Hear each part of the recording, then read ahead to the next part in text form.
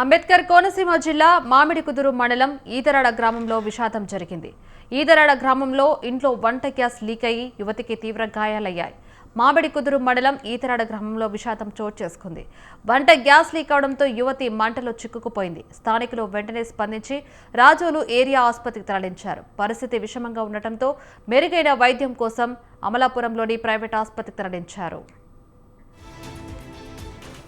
ఇదే అంశానికి సంబంధించి మరిన్ని అప్డేట్స్ మనకి ఫోన్ ద్వారా నవీన్ రాజ్ అందిస్తారు. నవీన్ రాజ్, చెప్పండి, అసలు గ్యాస్ లీక్ అవ్వడం అసలు ఎలా జరిగింది? అక్కడ నుంచి అమలాపురం ప్రైవేట్ ఆసుపత్రికి తరలించిన ఆ యువతి పరిస్థితి ఎలా ఉంది?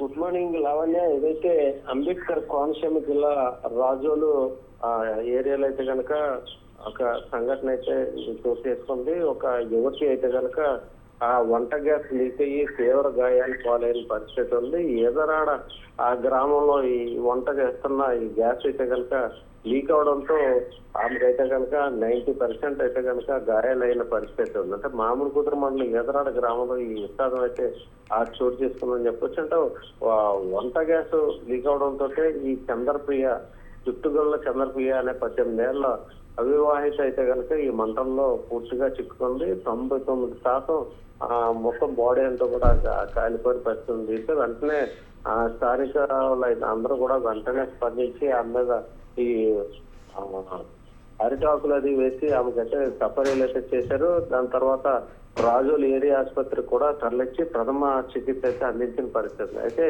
ఆ పరిస్థితి విషమించడంతో అక్కడి నుంచి అయితే కనుక కాకినాడ అమలాపురం ప్రైవేట్ ఆసుపత్రికి అయితే తరలించి మెరుగైన వైద్యం అందించడం కోసం అయితే స్థానికులు అయితే ప్రయత్నం చేస్తారు. అయితే ఈ గ్యాస్ పేలిన కారణంగానే ఇది జరిగింది అని చెప్పి అయితే స్థానికులు అయితే చెప్తున్నారు.